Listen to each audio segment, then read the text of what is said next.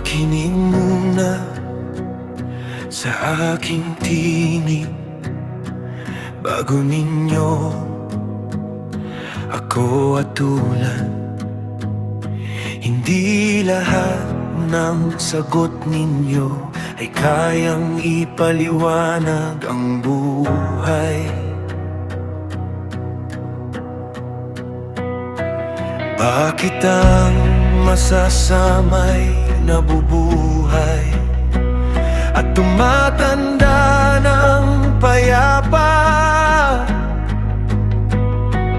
Nakikita pa nilang kanilang anak at namumuhay sa kasaganan.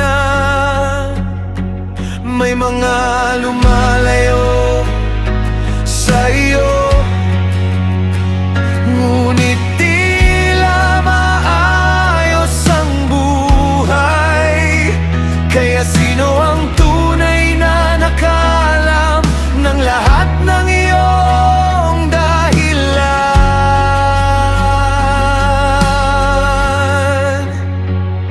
Ikaw ang hukom, ikaw lamang ang nakalam kung ano ang nasa puso at kung ano ang tunay na tama. Ikaw ang hukom, hindi ang mata ng tao. Kaya kahit hindi ko maunawaan, sa iyo ako magtitiwala.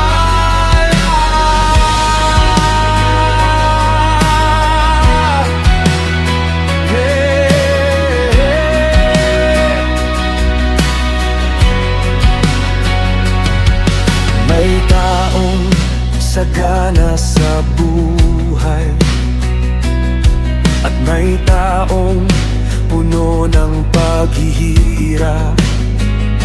May namamatay na payapa, may namamatay na puno ng sakit. Ngunit pareho silang babalik sa alabok ng lupa. Kaya wag nating husgahan ang kapwa ayon sa kanyang kalagayan.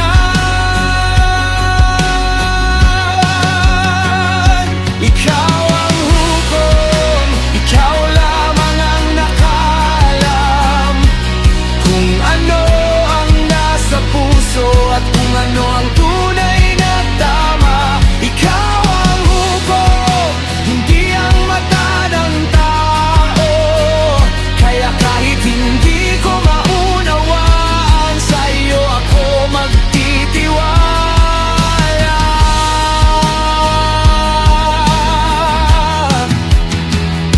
Hindi lahat ng nakikita ay buong katotohanan. Hindi lahat ng paghihirap ay tanda ng iyong paghatol.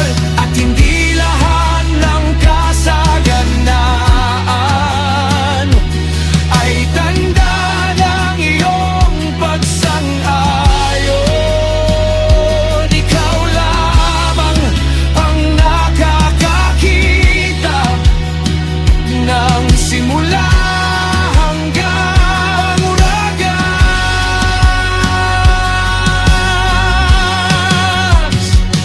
Ikaw ang hukom, ikaw ang Diyos na makatarungan. Kahit ang mundo'y magulo, ang iyong kamay ay may hawak. Ikaw ang hukom, sa iyo ang aking buhay. Kapag hindi ko maunawaan, sa iyo pa rin ako aasa. Ikaw ang hukom, ikaw ang nakalam sa iyong katarungan. Ako'y magtitiwala.